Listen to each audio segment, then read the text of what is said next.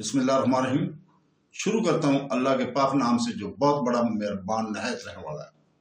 भाइयों बहनों दोस्तों, अस्सलाम वालेकुम। हम आपको कुरान पाक से शिफा और वाक़यात के बारे में इस्लामी मालूमाती सिलसिलावार किस्त नंबर 24 में खुशामदीद कहते हैं। और इस वीडियो में हम बयान करेंगे कि कुरान पाक सदका के बारे में क्या कहता है। सदका इस्लाम में एक अहम मुकाम रखता है। दोनों एक बुनियादी अमल के तौर पर और किसी के माल और रूह को पाक करने के एक जरिया के तौर पर कुरान पाक में सदका देने के अमल को अक्सर एक ऐसे बीज से तशबीह दी गई है जो परवरिश पाकर बहुत बड़ी चीज बन जाती है। ये इस्तिखारा सूरह अल बकरा की आयत नंबर 261 में बड़ी ताकत के साथ बयान किया गया है। सदका को एक ऐसे बीज से तशबीह अल्लाह ताला ने दिया है जहां अल्लाह कहता है जो जब बोया जाता है तो इस फसल में अजाफा होता है जो कई गुना बढ़ जाता है।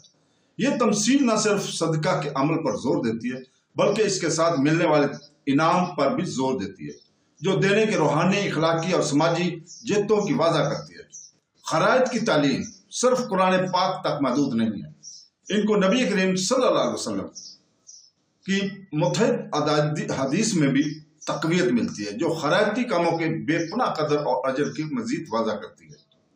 दोस्तों बहनों भाइयों बुजुर्गों, सूरह बकरा की आयत नंबर 261 में अल्लाह सुब्हानहू तआला फरमाता है कि जो लोग अपना माल अल्लाह की राह में खर्च करते हैं इनकी मिसाल एक दाने के सी है जिससे 7 बालें निकले और हर बाली में 100 दाने हैं।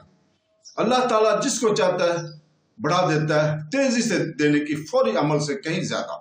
सदका के एक अमल जैसा कि बीज लगाना इनामात हासिल करने की सालियत रखता है जो देने वाले के तसव्वुर से कहीं ज्यादा बढ़ जाता है। मुतअद्दिद दानों में फूलने वाले बीज की मंजर कशी तरक्की और तसी के ख्याल को वाज़ा करती है। जिस तरह एक बीज जब पौधे परवरिश पाते हैं तो बहुत ज्यादा फसल पैदा करता है, इसी तरह सदका भी जो सदके दिल से अल्लाह की रज़ा के लिए पेश किया जाए तो इससे कई गुना ज्यादा अजर मिलता है। इस तफसील में अल्लाह ताला की सखावत पर भी जोर दिया गया जो आयत के मुताबिक जिसके लिए चाहा जाता है सदका के अजर को कई गुना बढ़ा देता है। ये इस हकीकत को उजागर करता है कि सदका सिर्फ दी गई रकम के बारे में नहीं है बल्कि इसके पीछे खलूस और नियत है। अल्लाह अपने बंदों के दिलों को जानता है और इन्हें इन तरीकों से जजा देता है जो इंसानी समझ से बालातर है। आयत की अहमियत इस बात को समझने में भी है कि सदका का हर अमल ख्वाह कितना ही छोटा क्यों ना हो, ना सिर्फ इस दुनिया में बल्कि आखिरत में भी बड़ा असर डाल सकता है। इस्लाम में सदका के अहम पहलू में से एक इसका कसीर जहती असर है। ये देने वाले के माल को पाक करता है, इनकी रूह को लालच और मादी अमलाक से लगाव से पाक करता है और अल्लाह के साथ इनका रिश्ता मजबूत करता है। खैरियत दौलत की दोबारा तकसीम और जरूरतमंदों की मदद करके मुआशरे को भी फायदा पहुंचाती है। ये कम्युनिटी के अंदर यकजहती हमदर्दी के एहसास को फरोग देता है। इस्लाम में खैरियत का तसव्वुर सिर्फ माली इमदाद की तक महदूद नहीं है बल्कि हर नेक काम तक फैला हुआ है। ख्वाह वो एक मेहरबान लफ्ज हो, मुस्कुराहट हो, किसी जरूरतमंद की मदद करना है या दूसरों के फायदे के लिए वक्त और कोशिश की पेशकश हो। इनमें से हर एक अमल जब सही नीयत के साथ किया जाता है तो सदका समझा जाता है और इसका अपना अजर है। नबी करीम सल्लल्लाहु अलैहि वसल्लम ने अपने अक़वाल में सदका की अहमियत को मजीद तकवीत बख्शी। एक मशहूर हदीस है जिसमें आपने फरमाया तुम में से बेहतरीन वो है जो दूसरों के लिए सबसे ज्यादा फायदेमंद हो। यह हदीस इस बात पर जोर देती है कि सदका सिर्फ पैसा देना नहीं है बल्कि दूसरों की खिदमत करना। ये मोमिनों की हौसला अफजाई करता है कि वो अफआल तौर पर मुआशरे को फायदा पहुंचाने के तरीके तलाश करें, ख्वाह इनकी दौलत, इल्म, वक़्त या कोशिश के जरिए। नबी करीम सल्लल्लाहु अलैहि वसल्लम ने इस बात पर भी रोशनी डाली है कि सदका का छोटा अमल भी अल्लाह की तरफ से अजर और सवाब है। आप सल्लल्लाहु अलैहि वसल्लम ने फरमाया हर शख्स के जिस्म के हर जोड़ पर सदका वाजिब है। जिस दिन सूरज तुलू होता है अल्लाह की तस्बीह का हर कलमा सदका है, नमाज की तरफ उठने वाला हर कदम सदका है। ये हदीस इस बात पर जोर देती है कि सदका बहुत से अमाल पर मुहित है और हर नेकी ख्वाह कितनी ही छोटी क्यों ना हो अल्लाह की नजर में सदका शुमार होता है। एक और हदीस में सदका के तसव्वुर पर मजीद जोर दिया गया है जहां नबी करीम सल्लल्लाहु अलैहि वसल्लम ने फरमाया अगर तुम सदका करोगे तो अल्लाह ताला को कई गुना बढ़ा दिएगा اور یہ ایسا ہوگا جیسے تم نے ایک بیج لگایا ہو جو بہت زیادہ پھلوں والا درخت بن جاتا ہے۔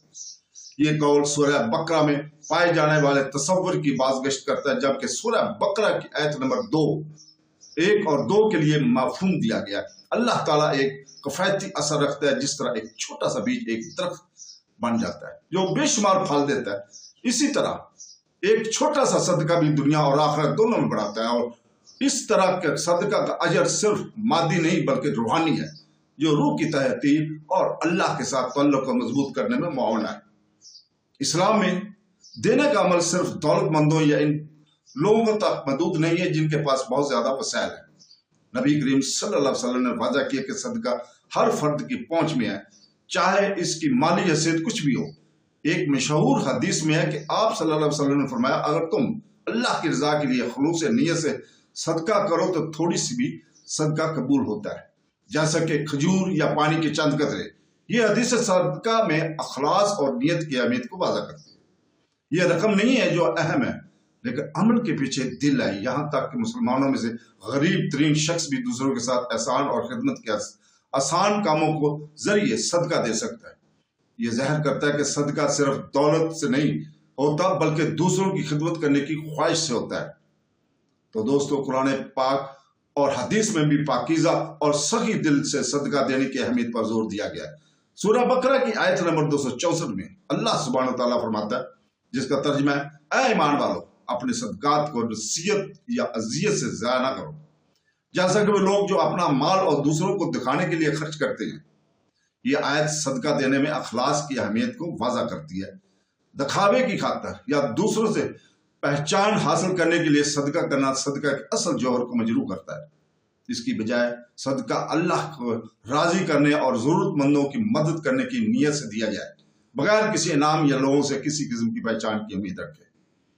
سورہ بقرہ کی آیت نمبر 267 میں اللہ سبحانہ تعالیٰ اس بات پر زور دیتا ہے کہ صدقہ اس چیز سے ہوتا ہے چاہے جو کسی کی بھی مال میں بہترین اور پاکیزہ ہو۔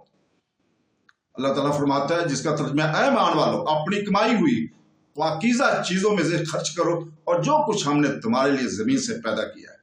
یہ آیت اس بات کو تقویت دیتی ہے کہ خیرات کو آسانی سے نہیں دیا جاتا، لیکن اس بات کی تقویت دی گئی ہے کہ خیرات کو آسانی سے نہیں دیا جانا چاہیے۔ ایک عزیز رکھتا ہے کیا قیمتی اور قیمتی ہے۔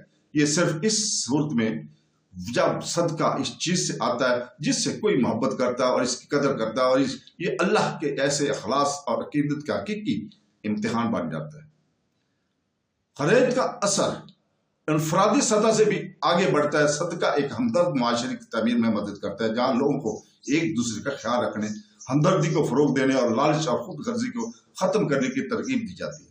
صدقہ کے انعامات صرف مادی منافع تک محدود نہیں ہیں، بلکہ ان میں روحانی فوائد بھی شامل ہے، جیسے تزکیہ نفس، اللہ کی نعمتوں میں اضافہ اور قیامت کے دن کسی کی بوجھ کو کم کرنا۔ ایک اور حدیث میں رسول پاک صلی اللہ علیہ وسلم نے فرمایا، بہترین صدقہ وہ ہے جو چھپ کر دیا جائے، کیونکہ یہ دینے والوں کو دکھاوے سے بچاتا ہے اور اس کے اجر اللہ کے پاس ہے۔ یہ حدیث دینے میں عاجزی اور خلاص کی اہمیت کو زور دیتی ہے۔ اس خیال کو مزید تقویت دیتی ہے کہ صدقہ اللہ کی خوشنودی حاصل کرنے کا ذریعہ ہے، نہ کہ خوشنودی حاصل کرنے کا۔ آخر میں سورہ بقرہ کی آیت نمبر 268 میں صدقہ کی تمثیل اس بات کی گہرائی اور طاقتور مثال پیش کرتی ہے کہ کس طرح خلوص نیت کے ساتھ کیے جانے والے احسان اور خیرات کے اعمال تیزی سے بڑھ سکتے ہیں، جس سے دنیا اور آخرت دونوں میں بے پناہ اجر ملتے ہیں۔ قرآن پاک اور حدیث اس بات پر زور دیتی ہے کہ صدقہ محض دولت دینے کا عمل نہیں ہے، بلکہ اللہ کے لیے ایمان، عاجزی اور عقیدت کا عکاس ہے۔ چاہے پیسے، وقت یا اعمال کے ذریعے صدقہ روح کو پاک کرتا ہے اور ایک ہمدرد انسان پسند معاشرہ بنانے میں مدد کرتا ہے۔ صدقہ کی حتمی اجر نہ صرف مادی منافع میں ہے بلکہ روحانی فوائد و بشمول اللہ کی رضا، بخشش اور جنت میں ابدی انعامات کے ساتھ ہے۔ تو دوستو، اس کے ساتھ ہی ہم آج اجازت چاہتے ہیں۔ کل تک کے لیے، کل انشاءاللہ تعالی ہم نئی قسط کے ساتھ آپ کے سامنے حاضر ہوں گے۔ اللہ حافظ۔